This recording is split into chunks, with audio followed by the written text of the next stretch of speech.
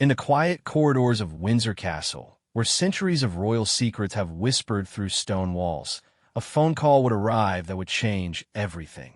The golden autumn leaves danced outside the windows as two of the world's most watched people faced a moment that no amount of royal training could have prepared them for. What started as an ordinary Tuesday morning would become etched in their hearts forever, as they listened to words that would shake the very foundation of their family and the monarchy itself. Some moments in life arrive without warning, carrying the power to split time into before and after. For Prince William and Catherine, the Princess of Wales, this was one of those moments. Behind the palace gates, away from the cameras and crowds, they were simply a son and daughter-in-law about to receive news that would test their strength, their unity, and their understanding of what truly matters when everything else falls away. The morning sun filtered through the tall windows of Adelaide Cottage, casting long shadows across the breakfast table where Prince William sat with his steaming cup of tea. Catherine moved gracefully around the kitchen, preparing lunchboxes for their children, her movements carrying the practiced efficiency of a mother who had learned to balance royal duties with the simple routines of family life. The house buzzed with the familiar chaos of a Tuesday morning as George, Charlotte, and Louis gathered their school bags and argued over who had taken whose pencil case. William glanced at his phone, noting the several missed calls from his private secretary. It was unusual for James to call so early, especially when William had no official engagement scheduled until the afternoon. The Prince of Wales had deliberately kept his morning free, planning to drive the children to school himself before heading to his office in Kensington Palace. These small moments of normalcy had become precious to him, little anchors in the storm of royal responsibilities that seemed to grow heavier each year. "Dad, can you help me with my history project tonight?" Charlotte asked, bouncing on her toes as she waited by the door. Her dark hair was neatly braided by Catherine, though a few rebellious strands had already escaped to frame her animated face. William smiled, remembering how much she reminded him of his mother at that age, curious, spirited, and completely unaware of the weight of history that surrounded their family. "Of course, sweetheart. What's it about this time?" William replied, ruffling her hair gently. Charlotte had inherited the Windsor passion for learning, often surprising her teachers with questions that went far beyond her years. Last month, she had asked him about the Commonwealth realms, wondering why some countries still called his father their king when they lived so far away. "It's about family trees," Charlotte said excitedly. "I have to trace our family back 5 generations. Mrs. Henderson said I might need extra paper." She giggled at her own joke, not fully understanding just how much extra paper she would actually need. The Windsor family tree stretched back over 1,000 years, connecting them to nearly every royal house in Europe and beyond. Catherine paused in her packing, exchanging a meaningful look with William. They had always been careful about how much family history to share with their children, wanting them to grow up as normally as possible while still understanding their heritage. It was a delicate balance that kept both parents awake some nights, wondering if they were making the right choices. "We'll figure it out together," William assured his daughter, though his mind was already racing ahead to the conversation they would need to have. How do you explain to a 9-year-old that her great-great-grandmother was Queen Victoria, or that her grandfather was destined to be king? How do you make centuries of tradition and duty sound like a normal part of growing up? Louis, at 5 years old, was less concerned with family history and more focused on the important business of convincing his mother to pack extra biscuits in his lunch. He tugged at Catherine's dress, his blue eyes wide with the innocent manipulation that only the youngest child could master. Catherine laughed, secretly adding an extra treat to his box while pretending to be stern about his dietary requirements. George, now 11 and increasingly aware of his unique position, sat quietly eating his breakfast. William often worried about his eldest son, seeing in him the same serious nature that had marked his own childhood. George was old enough to understand that he was different from his classmates, though he didn't yet fully grasp what that difference would mean for his future. The weight of being second in line to the throne was still an abstract concept, like a distant mountain that seemed small from far away, but would loom larger as he approached it. The family car was waiting outside, and the protection officer, David, stood by with his usual professional smile. William had insisted on driving the children himself whenever possible, one of the small rebellions against royal protocol that meant everything to him. In the car, he was just a dad listening to his children chatter about their upcoming day, not the future King of England. As they drove through the countryside toward the children's school, Catherine sat in the passenger seat, her hand occasionally reaching over to touch William's arm. They had been married for over 12 years now, and she had learned to read the subtle signs of his worry. The missed calls from his secretary, the slight tension in his shoulders, the way his fingers drummed against the steering wheel. She knew something was weighing on his mind. "Everything all right?" she asked quietly, her voice pitched low so the children wouldn't hear over their animated discussion about a school football match. William glanced at her, struck again by how beautiful she looked in the morning light. Catherine had a gift for making even the most ordinary moments feel special, whether she was braiding Charlotte's hair or listening to Lewis practice reading. She had transformed from the shy university student he had fallen in love with into a confident princess who could command a room full of diplomats and then come home to help with homework without missing a beat. "Just some calls from James," William replied. "Probably about the upcoming tour to Australia. You know how he gets when we're planning international visits." He squeezed her hand reassuringly, though he couldn't quite shake the feeling that this was something different. James Patterson had been his private secretary for 3 years, and William had never known him to sound quite so urgent in his messages. They arrived at the school, and the children tumbled out of the car with the energy that only young people possess. William walked them to the entrance, accepting hugs and kisses before watching them disappear into their classrooms. These moments at the school gate were among his favorites. Briefly, he was just another parent in a line of cars, worrying about packed lunches and forgotten homework rather than state dinners and constitutional matters. The drive back to Adelaide Cottage was peaceful, with Catherine humming softly as she watched the English countryside roll past the windows. She loved this time of year, when the leaves were just beginning to turn and the air carried the first hint of autumn. It reminded her of their early days at university, when they could walk around St. Andrews without security teams and media attention, when their biggest worry was passing their exams. William's phone buzzed again as they pulled into their driveway. This time, he recognized his father's private number, and something cold settled in his stomach. King Charles rarely called this early unless something significant had happened. The king maintained a strict schedule, with his morning hours usually reserved for reviewing state papers and meeting with his private secretary about the day's agenda. "I should take this," William said, his voice suddenly serious. Catherine nodded, understanding immediately that this wasn't a casual conversation. She had learned over the years to recognize the different types of royal phone calls, the routine check-ins, the urgent constitutional matters, and the personal calls that came with news that would change everything. William walked into his study, a room lined with books and family photographs that served as his private sanctuary within their home. The morning light streamed through the windows, illuminating the portrait of his mother that hung above his desk. Diana, Princess of Wales, frozen forever in her youth, and beauty, smiling down at the son who had inherited her compassionate eyes and her burden of public expectation. He answered the phone on the 4th ring, his voice steady despite the unease that had been building all morning. "Good morning, Papa." King Charles's voice sounded different, older somehow, and carrying a weight that William had never heard before. "William, I need you and Catherine to come to Clarence House this morning. There's something we need to discuss, and I prefer to do it in person." "Of course," William replied automatically, though his mind was racing. His father had always been direct in their conversations, but there was something in his tone that suggested this was more than a routine family meeting. "Is everything all right?" There was a pause on the other end of the line, long enough for William to hear the tick of the antique clock on his father's desk.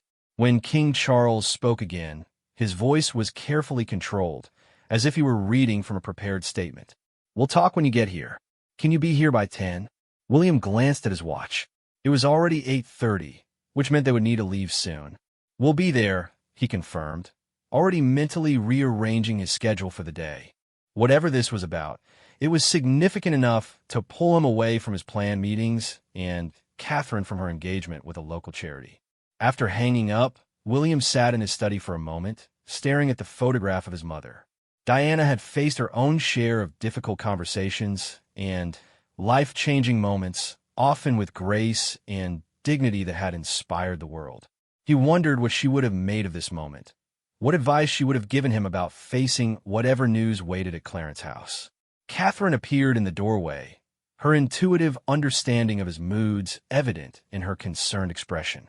"We need to go to Clarence House," William said simply. "Papa wants to see us this morning." She nodded without asking questions, though William could see the worry flickering in her green eyes.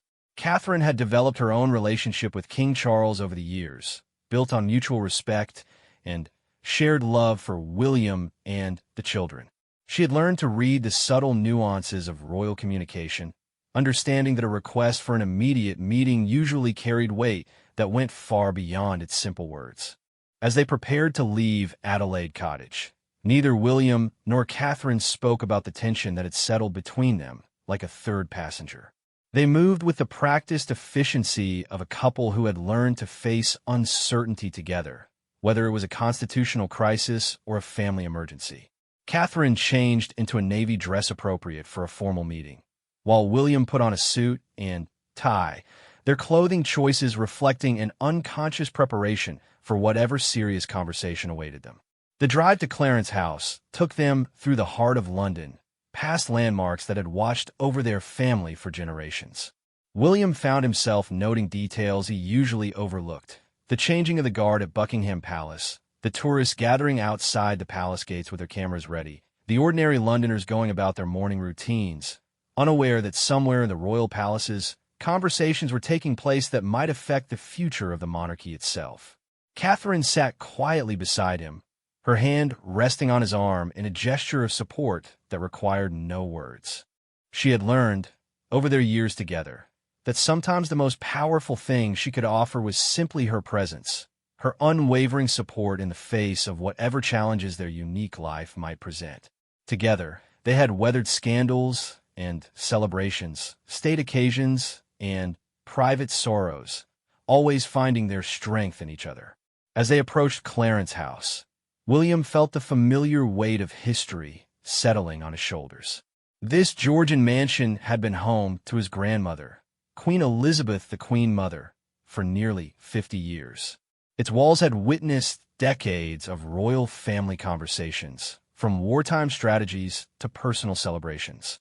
Now, it would host another significant moment in the ongoing story of their family, though William had no idea yet just how significant this morning would prove to be. The royal protection officers nodded respectfully as their car passed through the gates, and William caught sight of his father's standard flying above the building, indicating that the king was in residence.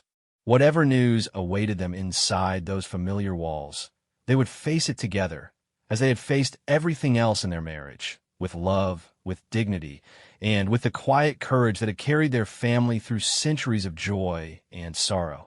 The familiar halls of Clarence House felt different as William and Catherine were escorted to King Charles's private study.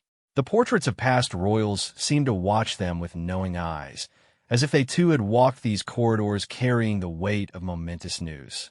Mrs. Henderson, the king's longtime housekeeper, greeted them with her usual warm smile, though William noticed she seemed more subdued than normal, her cheerful chatter replaced with respectful silence.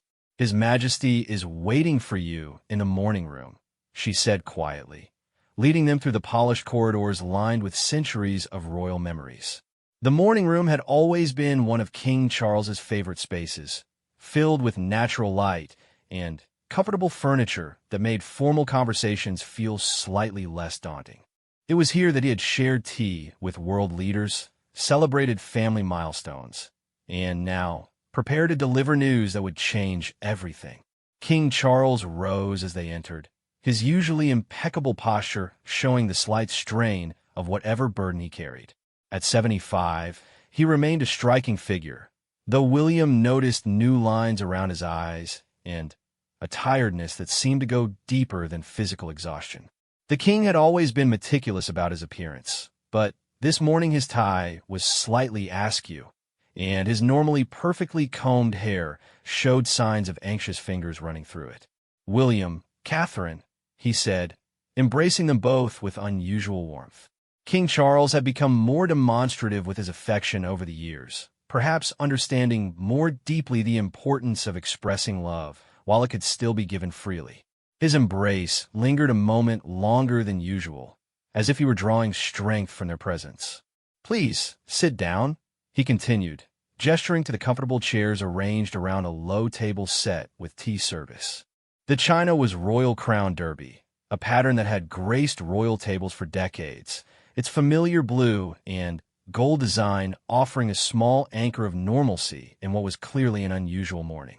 Steam rose from the silver teapot, creating delicate spirals in the morning light that streamed through the tall windows.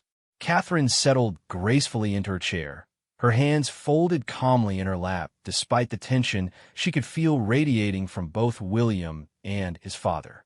Years of royal training had taught her to maintain composure even when uncertainty swirled around her.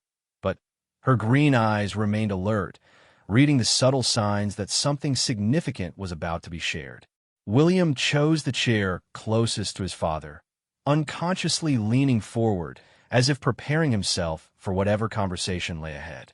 The father and son shared certain physical characteristics, the same height, similar bone structure, and those distinctive Windsor blue eyes, but their personalities had always been different. Where Charles was introspective and philosophical, William was more direct and action-oriented. Today, however, both men seemed to be drawing from the same well of quiet strength. "I asked you both here because there's something I need to tell you," King Charles began, his voice steady despite the gravity of his words. "Something that will affect our family and, ultimately, the future of the monarchy." He paused to pour tea with hands that were remarkably steady, the familiar ritual perhaps offering him a moment to gather his thoughts. William felt his stomach tighten. In their world, conversations that began with such formal language rarely brought good news. He exchanged a quick glance with Catherine, seeing his own concern reflected in her eyes. They had both learned, through years of royal life, that seemingly simple conversations could carry enormous implications. 2 weeks ago, I went to see my doctor for what I thought was a routine checkup, King Charles continued, setting down the teapot with deliberate care. I had been experiencing some fatigue, nothing dramatic, but enough to warrant investigation. Dr. Matthews ran a series of tests. The king's voice remained level, but William noticed the slight tremor in his father's hands as he reached for his own teacup. The room fell into complete silence, except for the gentle tick of the antique clock on the mantelpiece. William found himself holding his breath, understanding instinctively that they had reached the moment when everything would change. Catherine's hand found his, their fingers intertwining as they prepared to hear whatever news had summoned them here so urgently. "The results came back yesterday," King Charles said quietly. "I have cancer." The words hung in the air like a physical presence, settling over them with the weight of everything they implied. William felt the world shift slightly, as if the ground beneath his feet had suddenly become uncertain.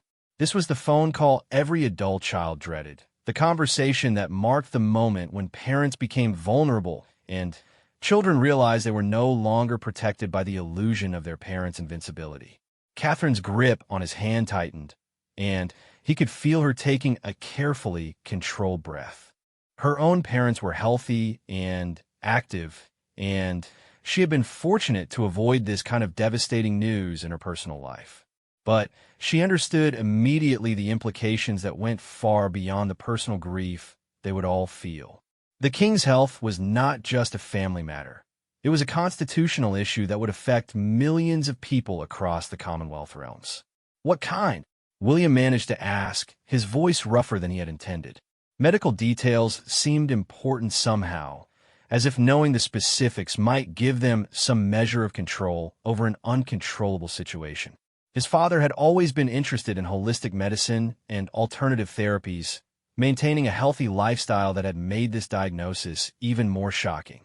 Pancreatic, King Charles replied, and William felt his heart sink further. Even with limited medical knowledge, he understood that pancreatic cancer was particularly serious, often carrying a poor prognosis. The words seemed to echo in the elegant room, its harsh medical reality at odds with the civilized surroundings of royal china and oil paintings. The doctors want to begin treatment immediately, the king continued, his voice taking on the practical tone he used when discussing state business. Chemotherapy, possibly surgery, depending on how I respond to the initial treatment. They've caught it relatively early, which is encouraging, but it will mean significant changes to my schedule and official duties. William was quiet for a long moment, processing not just the emotional impact of his father's diagnosis, but also the practical implications. King Charles had waited 70 years to become monarch, finally, ascending to the throne after the death of Queen Elizabeth II. He had thrown himself into his royal duties with the energy of someone making up for lost time, maintaining a schedule that would have exhausted men half his age. What does this mean for your role? Catherine asked gently, her practical nature asserting itself even in the midst of emotional turmoil. As someone who had married into the royal family, she had learned to think not just about personal feelings, but about the broader implications of family events on the institution of monarchy. King Charles set down his teacup and looked directly at his son. It means that you and Catherine will need to take on significantly more responsibilities, at least during my treatment. The constitutional lawyers are already reviewing the options, but we may need to consider a regency arrangement if my condition deteriorates. A regency? William had studied the constitutional precedents in his education, understanding theoretically how such arrangements worked when a monarch became unable to fulfill their duties. The last regency had been in the early 19th century, when King George III's mental illness made it impossible for him to rule effectively. But understanding something in theory was vastly different from facing its reality in his own family. I want to be clear, King Charles said, his voice gaining strength. This is not a conversation about me stepping down. I intend to fight this with everything I have, and I intend to continue serving as king for as long as I'm able. But we must be realistic about what the coming months may bring, and we must prepare accordingly. The weight of what his father was saying settled on William's shoulders like a physical burden. At 41, he had always known that he would eventually become king, but that eventuality had seemed comfortably distant. His father was healthy, active, and fully engaged with his royal duties. The idea that William might need to step into those responsibilities much sooner than expected was both terrifying and overwhelming. Catherine seemed to sense his internal struggle, and her free hand moved to rest on his shoulder, offering silent support. She had married a prince knowing that he would someday be king, but, like William, she had assumed they would have decades to prepare for that transition. Now, suddenly, the future was rushing toward them with frightening speed. What do the doctors say about the prognosis? William asked, needing to understand the full scope of what they were facing. His father had always been direct with him about royal responsibilities and constitutional matters. Now he needed that same directness about this most personal of crises. King Charles was quiet for a moment, and William could see him choosing his words carefully. They say that with aggressive treatment, many patients with my diagnosis can live for several years, some much longer. But they've also been honest about the challenges ahead. The treatment will be difficult, and there are no guarantees. Several years. The phrase hung between them, carrying all the weight of unfinished plans and uncertain futures. Several years might be enough time for King Charles to see his grandchildren grow up, to complete some of the initiatives he had planned for his reign, to find some peace with the transition he would eventually have to make. But it might also be much less time than any of them had hoped to have. Have you told anyone else? Catherine asked, her mind already moving to the practical considerations of managing such significant news within the context of the royal family's public duties. Every aspect of their lives was scrutinized by the media and the public, and news of the king's health would have enormous implications for everything from the stock market to the stability of the Commonwealth realms. Only my private secretary and the Prime Minister, King Charles replied. And now you? I wanted you to hear it from me first, before we begin the necessary conversations with the broader family and the government officials who will need to be involved in planning for whatever comes next. William felt overwhelmed by the magnitude of decisions and changes that lay ahead.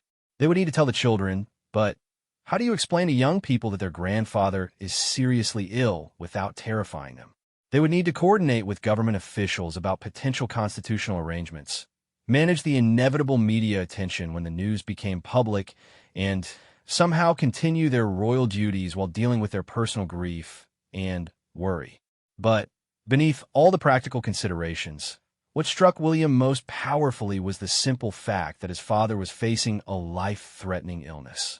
King Charles had always been a complex figure, sometimes distant during William's childhood, occasionally critical in ways that stung, but ultimately a devoted father who had tried to prepare his son for the enormous responsibilities that awaited him. Now suddenly, their relationship felt precious in a way that cut through years of minor resentments and formal protocols. "Papa," William said quietly, using the childhood name that he rarely spoke aloud anymore. "I want you to focus on getting better. Whatever we need to do with official duties, we'll figure out. But your health has to come first." King Charles smiled, and for a moment he looked like the father William remembered from childhood rather than the monarch who had inherited the weight of centuries of tradition. "Thank you," he said simply. "I was hoping you would say that." As they sat in the morning room at Clarence House, surrounded by portraits of royal ancestors who had faced their own crises and challenges, the three of them began the difficult work of planning for an uncertain future. None of them could know what the coming months would bring, but they faced it as a family, drawing strength from their love for each other and their shared commitment to the institution they served. The drive back to Adelaide Cottage passed in heavy silence. Both William and Catherine lost in their own thoughts as they processed the magnitude of what they had just learned. The familiar landscape of London looked different now, viewed through the lens of this new reality, where everything had suddenly become uncertain. The tourists outside Buckingham Palace, the shopkeepers opening their businesses, the children playing in Hyde Park, all of them unaware that in a quiet room in Clarence House, the future of the British monarchy had just shifted on its axis. Catherine was the first to break the silence as they turned into their driveway.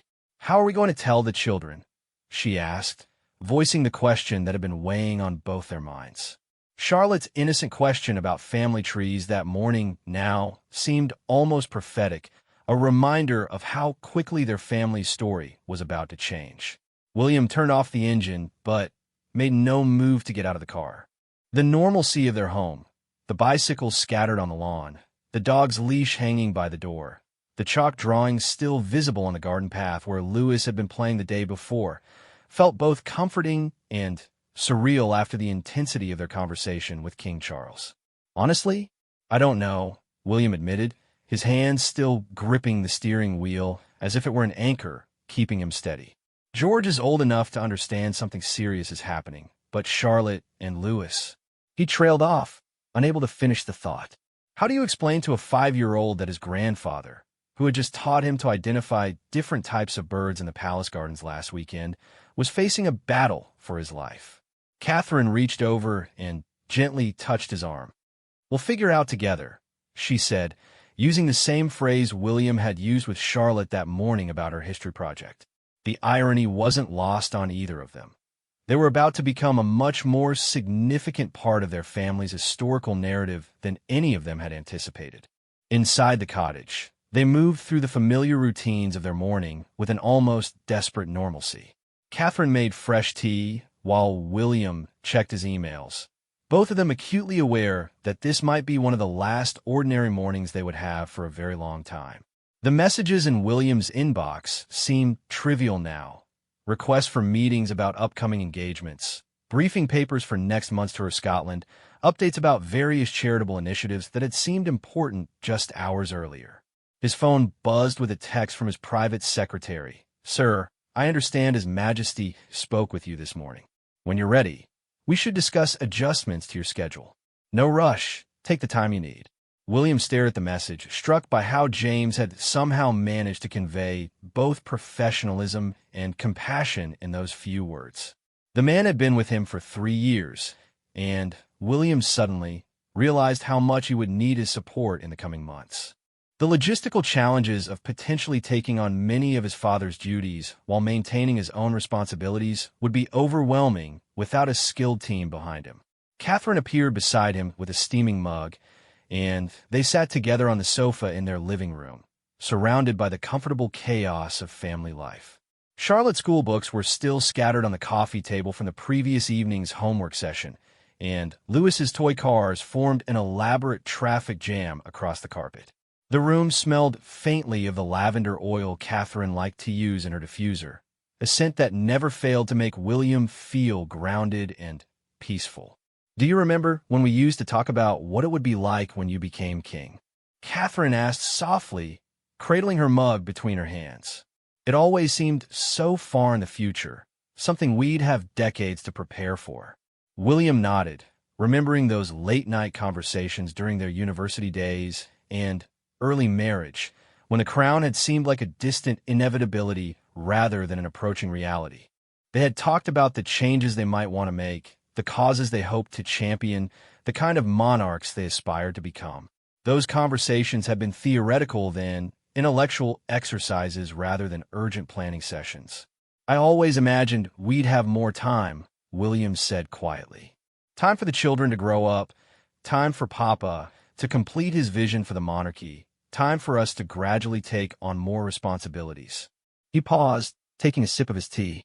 "I feel completely unprepared for this." Catherine set down her mug and turned to face him fully. "William, you've been preparing for this your entire life, even if you didn't realize it. Every engagement you've attended, every speech you've given, every crisis you've handled, it's all been preparation. And you won't be doing this alone. We're a team, remember? We always have been." Her words carried the weight of truth, but also the weight of sacrifice. Catherine had given up her privacy, her anonymity, and much of her personal freedom when she married him.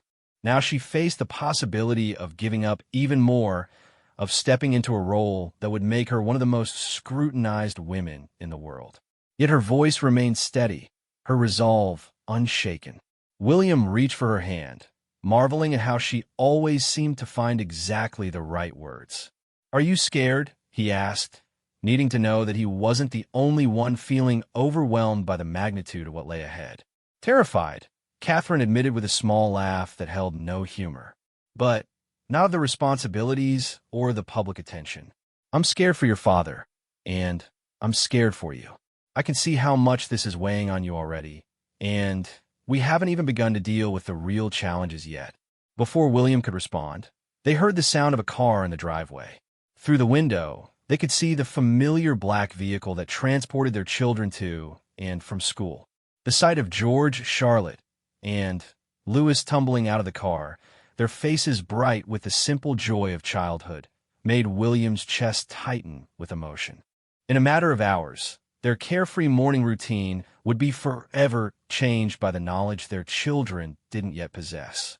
"Mummy, Daddy," Louis called out as he burst through the front door, his school bag dragging behind him and his tie already askew. "Mrs. Peterson said I was very good at reading today, and I got to feed the class guinea pig." Charlotte followed more sedately, but her eyes were bright with excitement. "Dad, I asked Mrs. Henderson about our family tree project, and she said she might be able to help me find some really old information. Did you know some of our relatives were Vikings?" George brought up the rear, his expression more serious as he studied his parents' faces. At 11, he had developed an intuitive ability to read adult moods, perhaps a survival skill learned from growing up in a household where unspoken tensions often carried more weight than actual words. "Is everything all right?" George asked quietly, settling his school bag carefully by the door in a responsible way that sometimes made William feel proud and sad simultaneously. His eldest son was growing up too quickly, forced by circumstances to be more mature than his peers. William and Catherine exchanged a look, both understanding that the moment of reckoning had arrived sooner than they had hoped. They had planned to spend the afternoon figuring out how to approach this conversation, but George's perceptive question had eliminated that luxury. "Come sit with us," Catherine said gently, patting the sofa beside her. "We need to have a family talk." The three children arranged themselves around their parents, Louis climbing directly into William's lap, while Charlotte curled up next to Catherine. George remained standing for a moment, his instincts clearly telling him that this was not going to be an ordinary family conversation. "Is it about Grandpa Charles?" George asked, and William felt his heart skip. His son's perception was sometimes almost uncanny, as if he possessed some genetic ability to sense when royal family dynamics were shifting. "How did you know that?" William asked, genuinely curious about what his son had observed. George shrugged, suddenly looking every bit the 11-year-old he was. "You've both been checking your phones more today, and Mummy had that worried look she gets when she's trying not to let us see that something's wrong. Plus, you never come home early from meetings unless it's something important about family." William felt a surge of pride, mixed with concern. George's observation skills would serve him well in his future role, but William hated that his son already felt the need to monitor adult moods and behaviors so carefully.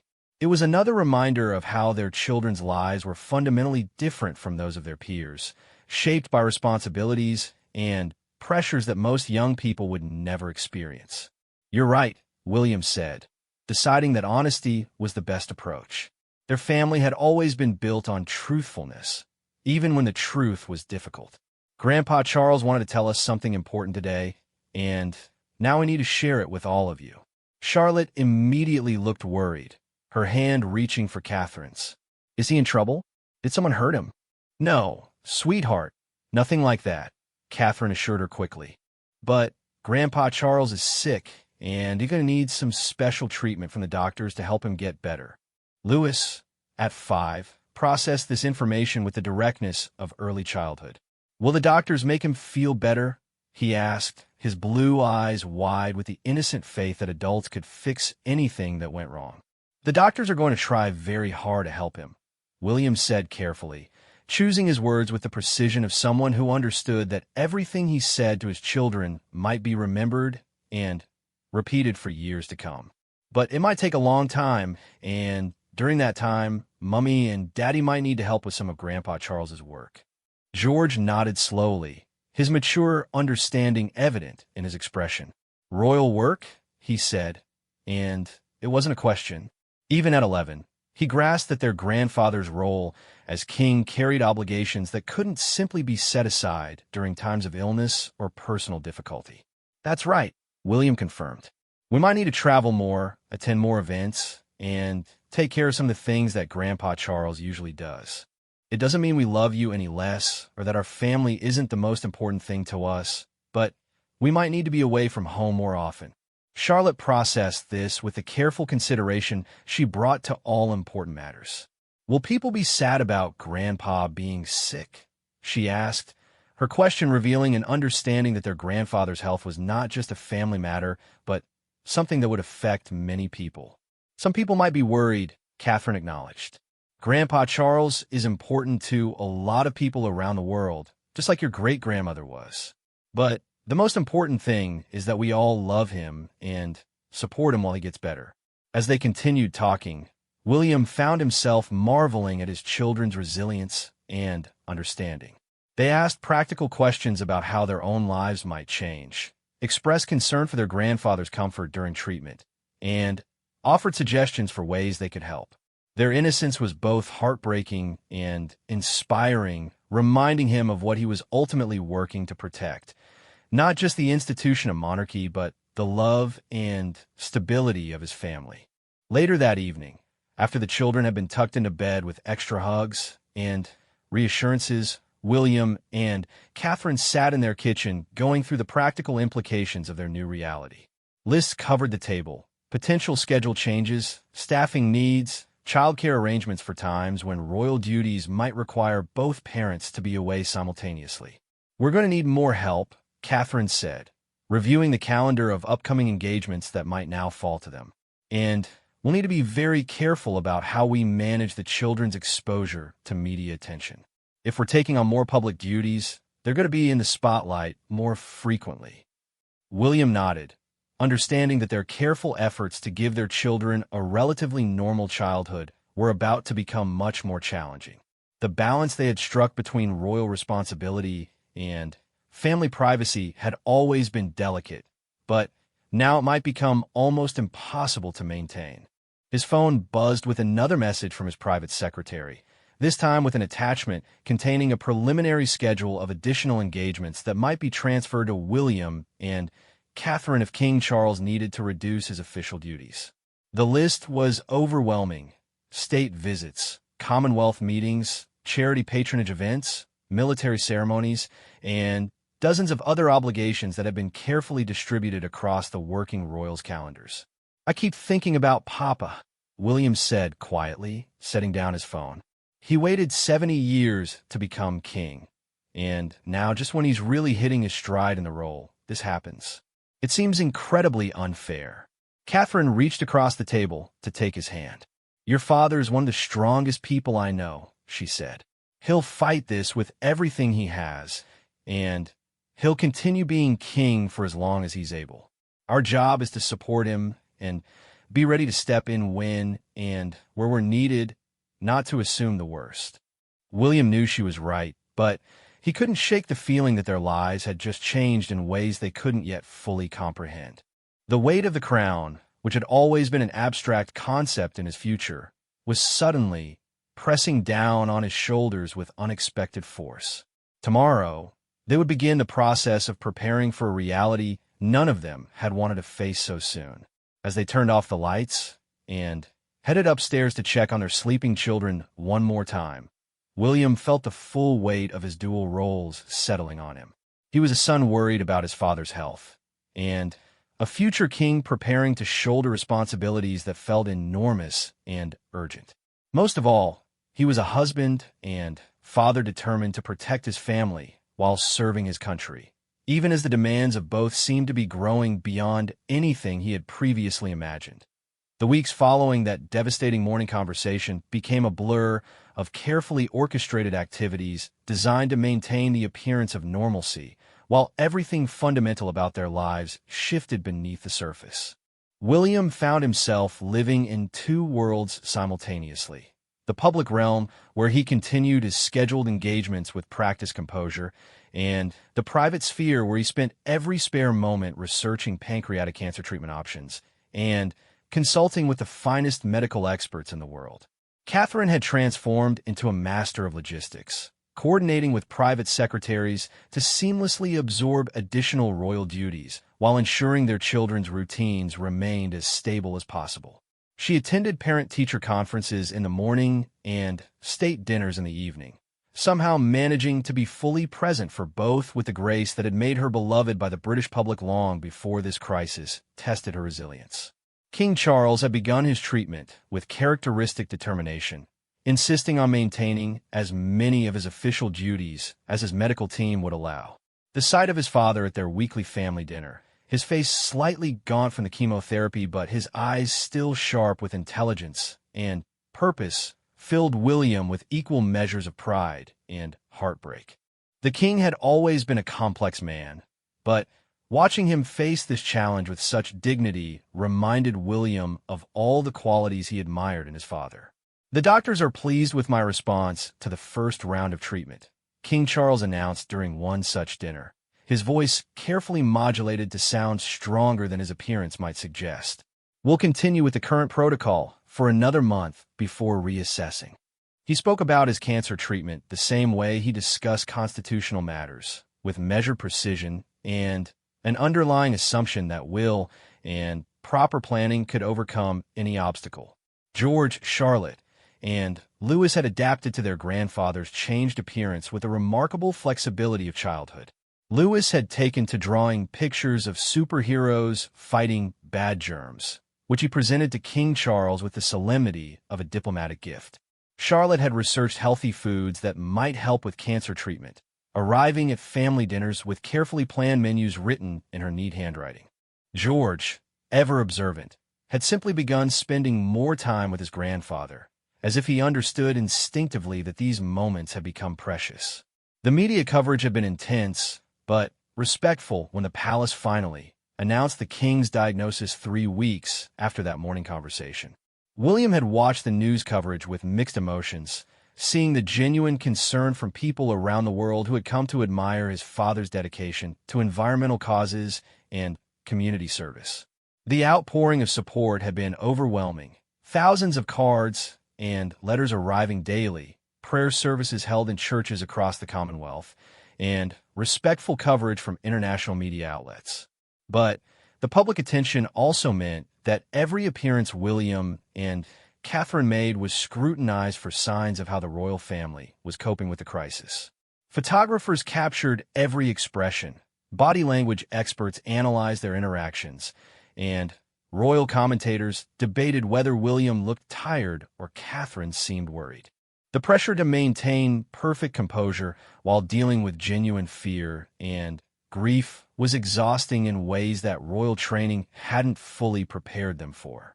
"I keep having this dream," Catherine confided to William one evening as they walked through the gardens at Adelaide Cottage. The late spring air was filled with the scent of blooming roses, and the peaceful setting felt almost incongruous with the intensity of their current reality. "We're at your coronation, but instead of feeling celebratory, everyone is sad because of how we got there." William stopped walking and turned to face her, seeing the worry that she had been hiding so carefully during their public appearances. "Do you think I'm terrible for sometimes feeling angry about the timing of all this?" he asked quietly. "Papa finally gets to be king, and now this happens. And I feel guilty for being angry because it's not his fault, and it's not about me at all." Catherine took his hands in hers, her touch warm and steady. "You're human," she said simply. "You're allowed to feel angry about unfair things, even when you're also feeling sad and scared and determined all at the same time. Loving someone doesn't mean you can only have one emotion about their situation." Their conversation was interrupted by the sound of footsteps on the gravel path, and they turned to see George approaching with the careful gait of someone who had been looking for them, but wasn't sure if he should interrupt. His serious expression reminded William painfully of his own childhood, when he had often felt the weight of being the heir to complex family dynamics. "Mom, Dad, I was wondering if I could ask you something," George said politely, his formal language a signal that this was an important conversation. Over the past few weeks, William had noticed his son becoming more careful with his words, as if he understood that casual questions might carry more weight than usual during this difficult time. "Of course, sweetheart," Catherine said, settling onto a nearby bench and patting the space beside her. "What's on your mind?" George sat down, but remained upright, his posture unconsciously mimicking the formal bearing he had observed in his parents during official events. "At school, some of the other students have been asking me about Grandpa and about whether I'm going to become king sooner than expected," he said carefully. "I don't really know what to tell them."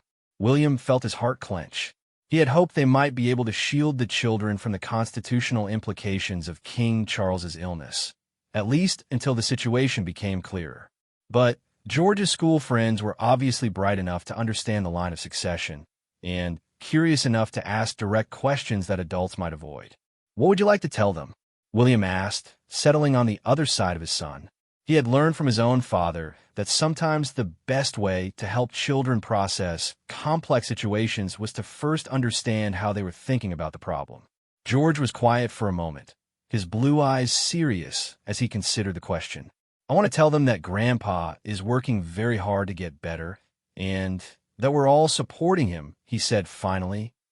"But I also want them to understand that our family takes our responsibilities seriously. So if we need to step up and help more, we will." William felt a surge of pride, so intense it almost brought tears to his eyes. His 11-year-old son had somehow managed to articulate a response that balanced loyalty, honesty, and dignity, qualities that had taken William decades to develop in his own public communications. "That sounds perfect," Catherine said softly, her voice carrying the same emotion that William felt. "You're showing exactly the kind of thoughtfulness and maturity that will serve you well throughout your life." George smiled, but then his expression grew serious again. "Dad, are you scared about maybe having to be king sooner than you thought?" The question was so direct and perceptive that William was momentarily at a loss for words. How could he explain to his young son that he was indeed terrified, not just of the enormous responsibilities of kingship, but of the possibility of losing his father, of failing to measure up to the role, of somehow damaging the institution that had been passed down through generations of their family? "Yes," William said finally, choosing honesty over reassurance. "I'm scared about a lot of things right now. But being scared doesn't mean you can't also be brave and determined to do your best." George nodded, as if this answer made perfect sense to him. "Mum, are you scared about being queen?" Catherine was quiet for a moment, and William could see her choosing her words with the same care he had used. "I'm scared about doing a good job and helping people in the way they deserve," she said. "But I'm not scared of working hard or facing challenges, especially when I have such an amazing family to support me." As they sat together in the garden, watching the sun set behind the ancient trees that had witnessed centuries of royal family conversations, William felt a sense of peace that had been missing from his life for weeks. Whatever challenges lay ahead, they would face them as a family, drawing strength from their love for each other and their shared commitment to service. The next morning brought a call from King Charles's private secretary with news that would test that resolve. The king had experienced some complications from his latest treatment and would need to cancel his upcoming state visit to Canada.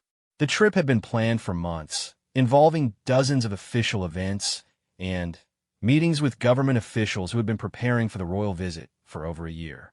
"His Majesty is asking if you and the Princess of Wales would be able to undertake the visit in his place," James Patterson explained carefully. "I understand this is short notice, and the logistics will be complex, but the Canadian government has expressed their understanding of the circumstances and their continued enthusiasm for the visit."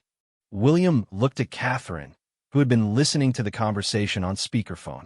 A state visit was one of the most complex and demanding types of royal engagement, requiring extensive preparation, multiple wardrobe changes, and the ability to represent the crown in dozens of different settings over the course of a week.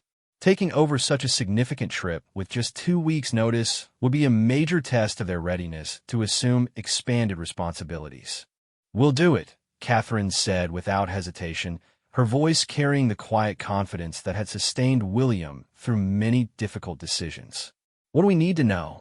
As they spent the rest of the morning reviewing briefing papers and discussing logistical arrangements, William found himself marveling at Catherine's transformation from the shy university student he had fallen in love with to the confident woman who could take on representing the British crown in a foreign country with barely 2 weeks' preparation. She asked intelligent questions about Canadian constitutional arrangements, took detailed notes about the cultural significance of various planned events, and somehow managed to make the enormous responsibility seem manageable. Their afternoon was interrupted by a visit from Queen Camilla, who arrived at Adelaide Cottage with the brisk efficiency of someone on a mission. William's stepmother had been a stabilizing influence during King Charles's illness, managing his schedule and emotional well-being with the skill of someone who understood both the man and the institution he served. "I wanted to talk to you both about Charles," she said without preamble, settling into their living room with cups of tea that Catherine had quickly prepared. "He's handling the medical side of things remarkably well, but I'm worried about the emotional toll. He feels guilty about the burden this is placing on both of you, and he's trying to maintain too much of his normal schedule." William appreciated Camilla's directness. Their relationship had evolved over the years from polite formality to genuine affection, built on their shared love for King Charles and their mutual commitment to supporting the monarchy. Now she was offering insights that no one else could provide. "What can we do to help?" Catherine asked, her practical nature immediately focused on solutions rather than problems. "Continue doing exactly what you're doing," Camilla replied. Taking on additional duties, showing the public that the monarchy remains stable and functioning, giving Charles the space he needs to focus on his treatment. But also remember that this situation is temporary. Charles intends to return to full duties as soon as his doctors allow it. As they discuss strategies for managing King Charles's health while maintaining royal obligations, William felt the weight of his unique position settling on him once again. He was simultaneously a worried son, a protective father, a supporting husband, and a future king learning to balance personal emotions with public responsibilities. The complexity of these overlapping roles would have seemed overwhelming just a few months earlier, but somehow he was finding the strength to manage all of them. That evening, after the children had gone to bed and William and Catherine were reviewing their Canada briefing materials, his father called with a question that surprised him. "I want your honest opinion about something," King Charles said, his voice carrying the weariness of someone fighting both illness and the weight of constitutional responsibility. "Do you think I should consider stepping down temporarily during treatment?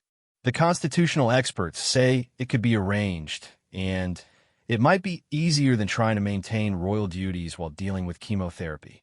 William was quiet for a long moment, understanding that his answer might influence a decision that would affect not just their family, but the entire Commonwealth. The idea of his father stepping down, even temporarily, felt both sensible and heartbreaking. "What does your heart tell you?" William asked finally. King Charles was silent for so long that William wondered if the connection had been lost. When he finally spoke, his voice was steady but emotional. "My heart tells me that I've waited my entire life to serve as king, and I'm not ready to give that up while there's still fight left in me." "Then, that's your answer," William said simply. "We'll support whatever decision you make, and we'll be ready to help in whatever way you need." As he hung up the phone, William felt the full complexity of their situation settling around him like a heavy cloak. His father was facing the fight of his life. William and Catherine were preparing to take on responsibilities that would test every aspect of their preparation and character, and their children were learning to navigate a world where personal family struggles played out on an international stage. But somehow, surrounded by the quiet comfort of their home and the steady presence of Catherine beside him, William felt ready for whatever challenges tomorrow might bring. They had love, they had each other, and they had a shared commitment to serving something larger than themselves. It would have to be enough. 6 months had passed since that morning when everything changed, and the autumn air at Balmoral Castle carried the crisp promise of winter along with something else, a cautious hope that had been absent from their lives for far too long. King Charles sat in his favorite chair by the fireplace in the drawing room, his color improved and his eyes carrying the spark that had dimmed during the worst of his treatment. The latest medical reports had brought news that none of them had dared to hope for too strongly. The cancer was responding better than expected to treatment, and his prognosis had significantly improved. William stood by the window overlooking the Scottish Highlands, watching his children play with their cousins in the garden below. George had grown noticeably taller over the summer, his childhood features sharpening into the face of the young man he was becoming. Charlotte was teaching her younger cousins an elaborate game involving hidden treasure and ancient castles, her natural leadership skills evident even in play. Louis raced around the group with boundless energy, his laughter carrying on the wind like music. "They've handled all of this remarkably well," Catherine observed, settling into the chair beside King Charles with 2 cups of tea. She had just returned from a morning walk with Queen Camilla, their conversation ranging from practical matters about the upcoming state visit to Australia to more personal reflections about how profoundly their family dynamic had shifted over the past months. The state visit to Canada had been a triumph beyond anyone's expectations. William and Catherine had represented the crown with a confidence and warmth that had impressed even seasoned royal watchers, managing complex diplomatic protocols while connecting genuinely with everyone from government officials to school children. The images of Catherine learning traditional indigenous dances and William discussing environmental policy with Canadian scientists had demonstrated their readiness for expanded responsibilities without overshadowing King Charles's continuing role as monarch. "I've been thinking about something," King Charles said, setting down his teacup with the deliberate care that had become habitual during his treatment. "This illness has taught me things about our family and our institution that I might never have learned otherwise." William turned from the window, curious about where this conversation was heading. His father had become more reflective during his recovery, often sharing insights that revealed a deeper understanding of both his role as king and his relationships with his family members. "What kind of things?" William asked, settling into his own chair near the fire. The drawing room at Balmoral had always been one of his favorite spaces, filled with comfortable furniture and family photographs that created an atmosphere of warmth despite the grandeur of the castle around them. King Charles smiled, and William was struck by how much more relaxed his father seemed compared to those terrible early weeks of diagnosis and treatment.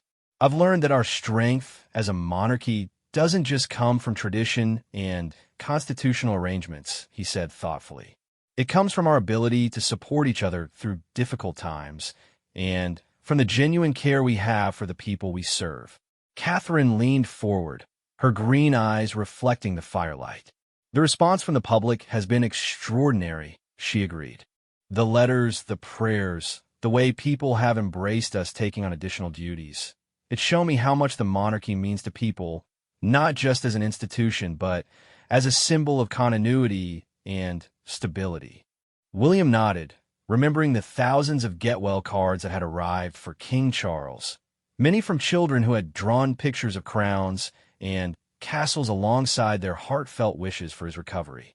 The experience had reinforced his understanding of the monarchy's unique position in people's lives, part symbol, part family, part national anchor during uncertain times. "There's something else I want to discuss with you both," King Charles continued, his tone becoming more formal in the way that signaled an important announcement. "I've been thinking about how we structure royal duties going forward, even as my health continues to improve." William felt a familiar tightness in his stomach. Had his father decided to step down after all? The idea of becoming king while still processing the trauma of nearly losing his father felt overwhelming, despite all the preparation and additional responsibilities he had taken on. "I want to formalize an arrangement where you and Catherine take on a larger share of state visits and international engagements," King Charles explained. "Not because I can't handle them, but because I believe it's time for the monarchy to clearly demonstrate its continuity and future strength." Catherine and William exchanged glances, both understanding the significance of what was being proposed. This wasn't about King Charles's illness anymore.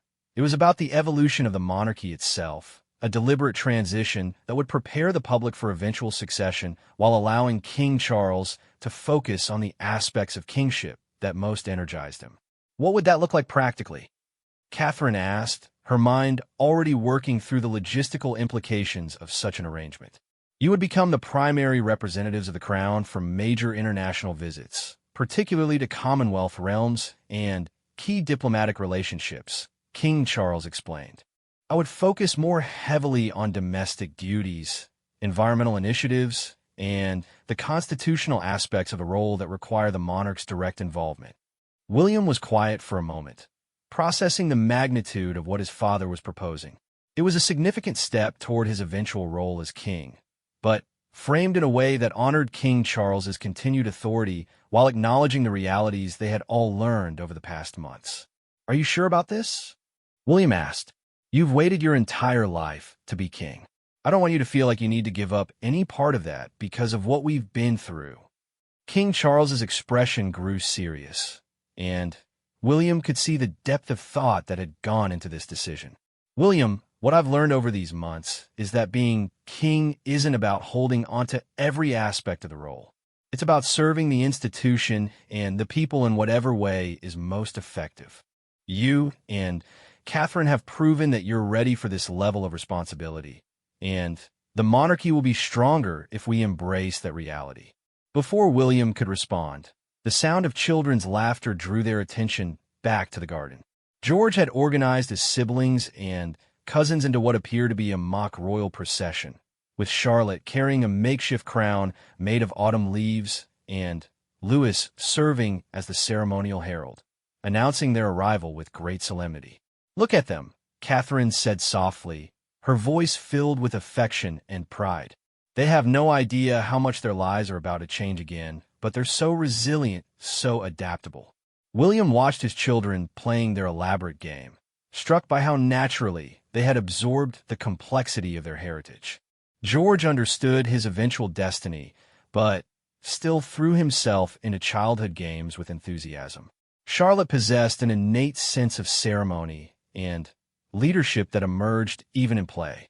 Louis brought joy and lightness to every situation, his presence a reminder that even the most serious responsibilities needed to be balanced with laughter and love. "We'll need to think carefully about their education and preparation," William mused. "If Catherine and I are traveling more frequently for international visits, we'll need to ensure they have stability and continuity at home." "I've actually been discussing that with the children's teachers," Catherine revealed. "They're all performing exceptionally well academically, and their teachers believe they could handle occasional travel with us for certain trips that might be educational opportunities." King Charles brightened at this suggestion. "Educational royal tours used to be a common part of royal children's upbringing," he said. "It might be beneficial for them to see firsthand how the monarchy functions on an international stage." As they continued planning for this new phase of their royal duties, William found himself marveling at how profoundly their family dynamic had shifted since that devastating morning 6 months earlier. What had begun as a crisis that threatened to tear apart everything they had built had ultimately strengthened their bonds and clarified their shared purpose. The door opened, and Queen Camilla entered with Prince Harry, who had flown in from California when he learned about the family gathering at Balmoral. The relationship between William and Harry remained complex, shaped by years of misunderstandings and different approaches to royal life. But King Charles's illness had created a space for tentative reconciliation. "How are we all feeling about the Australia trip next month?" Harry asked, settling into a chair near the group. His presence added a different energy to the conversation, his perspective shaped by his own experience of stepping back from royal duties and his unique understanding of the pressures his family faced. "Nervous and excited in equal measure," William admitted honestly. The upcoming state visit to Australia would be the largest international engagement he and Catherine had taken on independently, involving meetings with government officials, visits to multiple states, and a complex series of events designed to strengthen diplomatic and cultural ties between the two nations. "The key is remembering that people want to connect with you personally, not just as representatives of the crown," Harry advised, his tone carrying the wisdom of someone who had learned through experience the difference between successful and merely dutiful royal engagements. "When you're genuinely interested in the people you're meeting and the places you're visiting, it shows, and people respond to that authenticity." Catherine nodded thoughtfully. "That's what made the Canada visit work so well," she reflected. "We weren't just following a schedule of events. We were genuinely curious about Canadian culture and interested in the people we were meeting." As the afternoon wore on, their conversation ranged from practical planning for upcoming engagements to more philosophical discussions about the role of monarchy in the modern world. King Charles shared insights from his decades of preparation and his months of illness, while William and Catherine contributed their perspective as the generation that would carry the institution into the future. The children eventually came inside as the Scottish afternoon grew colder, bringing with them grass stains on their clothes and stories about their elaborate games in the garden. George approached his grandfather with the careful respect he had learned to show during King Charles's treatment, but his eyes lit up when the king pulled him close for an affectionate hug. "Grandpa, you look much better," Charlotte observed with the directness that had always characterized her personality. "Are the doctors happy with how you're feeling?" King Charles smiled, touched by his granddaughter's concern. "Yes, sweetheart, they're very pleased with my progress. It looks like I'm going to be around to see you grow up, and cause all sorts of wonderful trouble." Louis climbed into his grandfather's lap with the fearlessness of early childhood. "Grandpa, will you still be king when I'm grown up?" he asked, his question revealing a child's understanding that adult roles and responsibilities could change in ways that might affect his own future. "I certainly hope so," King Charles replied gently. "But someday your daddy will be king, and then George will be king after him. That's how our family works. We take turns taking care of the country and the people in it." Louis nodded as if this made perfect sense to him, then immediately moved on to more pressing concerns. "Can we have hot chocolate before dinner?" As evening fell over Balmoral, and they gathered around the dinner table that had hosted generations of royal family conversations, William felt a profound sense of gratitude for the journey they had traveled together over the past months. King Charles's illness had forced them all to confront the fragility of life and the weight of responsibility in ways they had never expected, but it had also revealed the depths of their love for each other and their shared commitment to serving something greater than themselves. The man who had received that devastating diagnosis 6 months earlier was still fighting cancer, still facing an uncertain future, but he was also a father and grandfather surrounded by family members who had proven their ability to support both him and the institution he served. William looked around the table at his wife, his children, his father, and stepmother, understanding that whatever challenges lay ahead, they would face them together. Outside the ancient walls of Balmoral Castle, the Scottish Highlands stretched toward a horizon that held promise and uncertainty in equal measure. Inside, a royal family that had been tested by crisis and strengthened by love prepared for a future that would demand everything they had learned about duty, sacrifice, and the enduring power of standing together when everything else seemed uncertain. The crown would continue to pass from generation to generation, but the love that sustained it, the fierce protection they felt for each other, and the genuine care they shared for the people they served, would remain constant, a golden thread connecting past and future through the precious, fragile present they had learned not to take for granted.